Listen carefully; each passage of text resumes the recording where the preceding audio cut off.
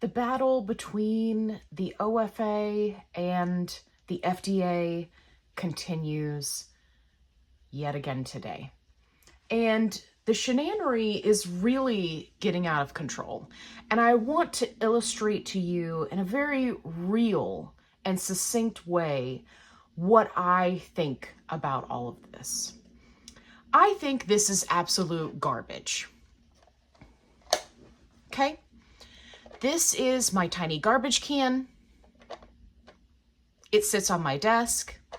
It is actually my garbage can for books that I did not finish. Little tiny books. So when I do not finish them, they go into my little garbage can. But you know what else is garbage?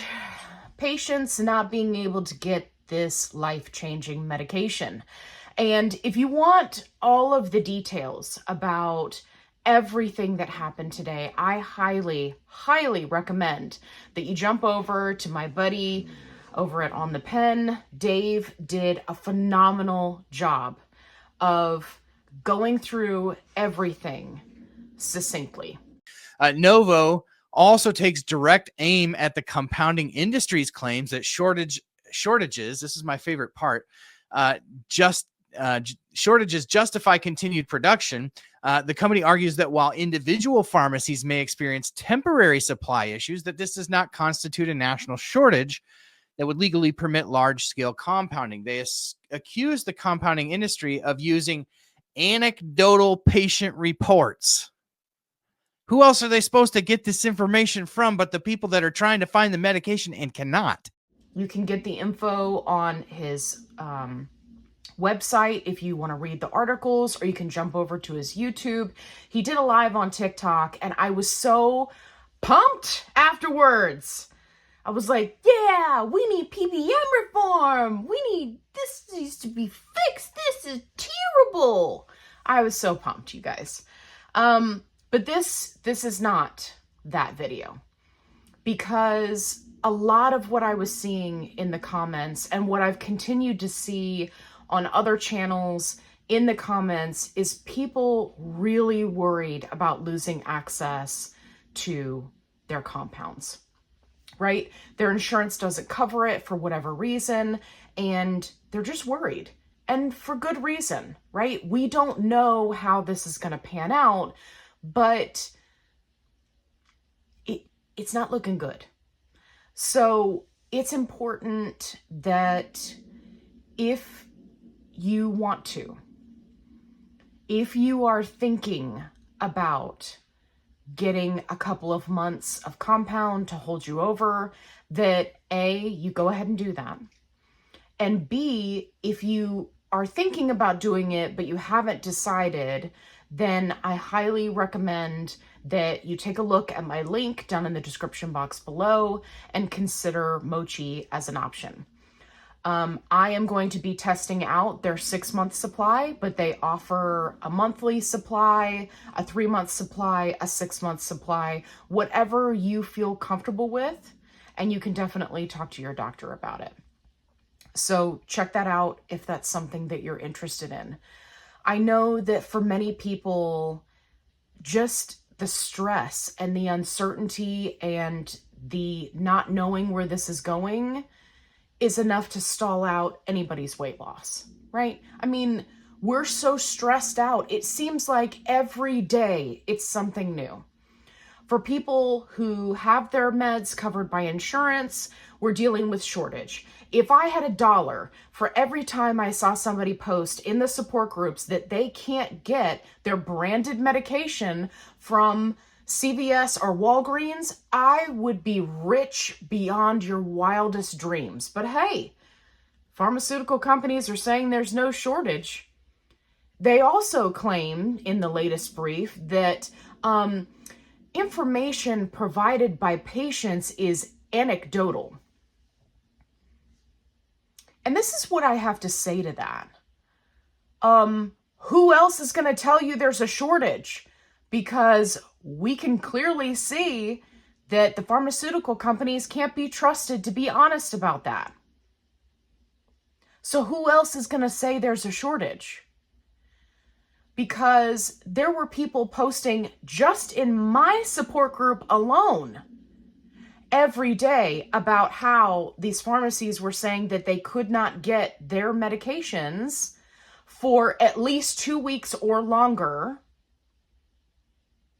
I just gave up on a lot of these pharmacies altogether. And for those of you who've been around for a while, you know that I switched over to Sam's Club because during the initial start of the shortage, I mean, nobody else could get a hold of it. It's just, it clearly illustrates that the system is broken. It's horribly broken. And you can't rely on pharmaceutical companies to know what's going on at the ground level. I'm sure that they have information, right, about how they're distributing or how they're getting it out there, and that's all well and good. But taking away compound is not the answer. Because first and foremost, all it's going to do is it's going to force people to the gray market, and then we are going to have a problem because you are going to have a massive group of individuals who are completely uneducated about what to look for, where to look for it. Just the sheer number of people that get scammed on Facebook every day because they're desperate for affordable medication is staggering. So what do you think is going to happen to these people when they can't get it through their insurance because their insurance is making them jump through who knows how many hoops, or they just flat out won't cover it? Then they lose compound. So now we've lost the only semi-affordable option that they're still having to pay out of pocket. They can't afford to pay out of pocket for name brand. There's issues with coupons. There's issues with this. There's only 2 vials available of, Zepbound. Where does that leave everybody else? Well, we're not releasing the rest of the vials because we don't want people to start doing their own dosing. You got to pick a battle here. Now, in my opinion, the smart way to go about this would be to go after the insurance companies. Get them to cover the medications. Then you could go. And if you wanted to try to get rid of compounding, that's your battle. But getting rid of compounding is not going to help Eli Lilly or Novo Nordisk because those people can't get their insurance to cover the medication. And people can't afford to pay for it. So unless you're willing to drop down to compound level pricing, this is all for naught. And I know what they're doing. They're not worried about Tirzepatide. They're not worried about Semaglutide. They're worried about the next round of GLP-1 meds that are going to be hitting the market. CagriSema, retatrutide. That's what they're worried about because they have to find a way to get rid of compounding. Otherwise, people are just going to, there is a large number of people that are just skipping insurance altogether. They're not going to be told to do a PA every single month if they need to go up in dose and wait a week for their doctor to do the PA and then get denied and then have to do it again. Meanwhile, they've gone weeks without their medication. Like, the problem is the insurance. If these pharmaceutical companies would drop their prices to compounding level, then they would actually be a competition for compounding. And there are people who have been scared, right, by the social media and media propaganda against compounding. They would be scared enough to go to name brand.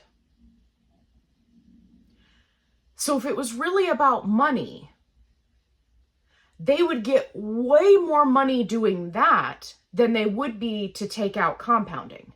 So you have to understand, this is the long game. We're all in the thick of it. We're in the middle of it going, can somebody please just care about the patients? Can somebody please just hear us out? Can somebody please give us a voice that holds weight, where we can enact some kind of change, because this shenanery is ridiculous? But we don't have that. Everyone is fighting to hold on to what they've got. And meanwhile, the people who are really struggling, the people who are stressed out, are the ones that are the patients, that are actually taking the medications, that are fighting with their pharmacy for weeks to get a hold of it. And it doesn't matter which medication you're on, everyone is feeling it. I've seen people post in the diabetic groups about not being able to get Mounjaro. I've seen people post in the weight loss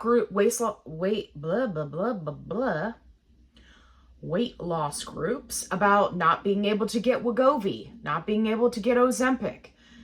You know, there was a lady in my support group who says that she hasn't been able to get her Zepbound in 3 weeks. She's tried every pharmacy in 150-mile radius. Like, it's everywhere.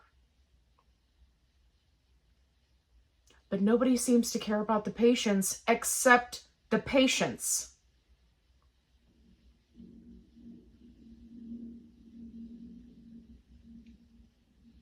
So, make no mistake, these pharmaceutical companies are going to do their best to duke this out.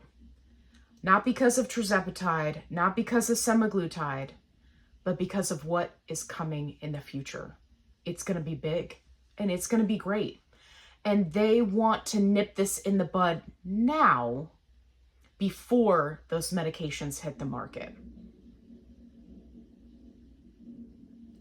And in my opinion, this is exactly why the FDA needs to step in. They need to revamp this entire process and not just sit back and say, oh yeah, well, we've got this, self-reporting.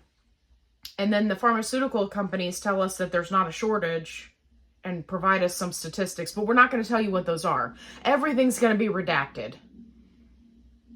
We're just going to, it's all proprietary information. I guarantee you it's not proprietary information. It's just that no one has changed this. This is not the first time this has happened.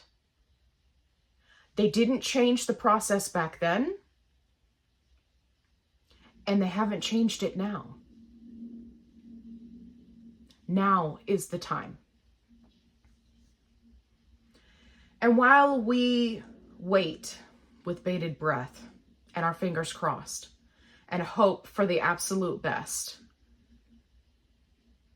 and hope that they change something, that they do something, that there are people who have a voice in this community who will stand up and enact change. While we wait for all of that, the best thing that you can do is go ahead, start researching, and consider getting a 6-month supply. Because if you get a 6-month supply and everything goes well, then you will not have lost anything. And that's my thought process. That's what I think. If you get a 6-month supply and everything goes well and compounding stays and there's no issue and your telehealth company has a plan to move forward to be able to continue compounding, then you will not have lost anything. But if you don't get it, and things go poorly, you may find yourself in a pickle. And for me, personally, I want to eat a pickle, okay? I love pickles. I feel like they're a very big deal, but I do not want to be in a pickle. So consider reaching out to your telehealth company. Consider looking into getting a multi-month supply.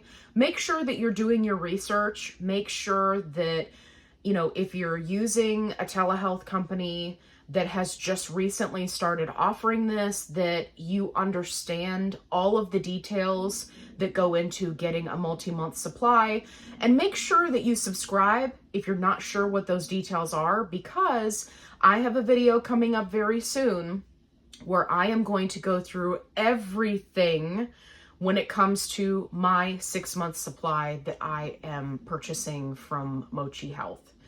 And if you're looking into an affordable option, my link is in the description box below. Guys, it's not a sales pitch. It's not a sales pitch. I did a lot of research, and it is a trusted source where you can get a multi-month supply.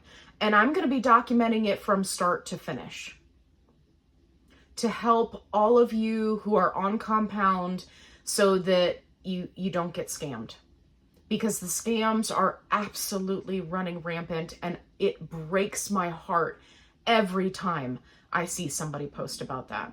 And that is the main reason why I decided to get the 6-month supply from Mochi. I'm going to walk you through it from start to finish. I'm going to go through everything, and I'm going to be completely honest. And I got to tell you,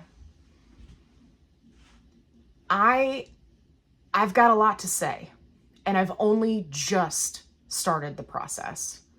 So if you haven't already, subscribe. If you enjoyed this video, make sure you give me a thumbs up. Make sure you go over to On the Pen and read all of the information that came out today. Today is 2/19/25 about the OFA FDA battle. Make sure that you're staying up to date on the news.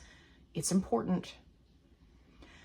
And if you are one of those people who's really concerned about all of this going sideways, which unfortunately I think that it will, then definitely take a look at the link in the description box below, and take a look at Mochi as an option for a 3-month or a 6-month supply. Okay. I just really hope that things get better. I feel like every day, like we're getting hit with something. It's just a lot. All right, be kind, rewind.